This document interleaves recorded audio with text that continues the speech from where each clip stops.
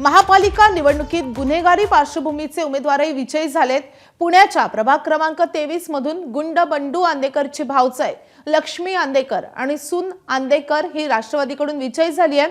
सोलापुरामध्ये मनसे पदाधिकारी बाळासाहेब सरवदे हत्या प्रकरणातील आरोपी भाजपच्या शालन शिंदे यांनी तुरुंगातून निवडणूक लढवली आणि त्या देखील विजयी झाल्यात। तर जळगावमध्ये शिंदेच्या शिवसेनेचे अनेक महिन्यांपासून तुरुंगात असलेले माजी महापौर ललित कोल्हे आणि त्यांचा मुलगा पियुष कोल्हे हे विजयी झालेत।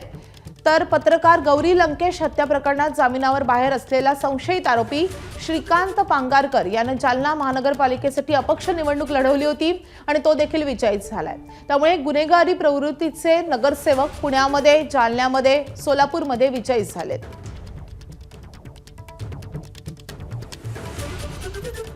तुरुंगामध्ये राहून एकही प्रचार सभा न घेता हे सगळे उमेदवार विजयी झालेले आहेत। त्यामुळे एका बाजूला यावरून आश्चर्यही व्यक्त होतं आणि दुसऱ्या बाजूला यावरून विरोधक संताप व्यक्त करतात। त्यामुळे गुन्हेगारी प्रवृत्तीचे हे काही नगरसेवक आपल्याला महापालिकेमध्ये दिसणार आहेत आणि अर्थातच लोकांनी त्यांना निवडून दिलेला आहे आणि त्यामुळे यावरून संतापही व्यक्त होतोय।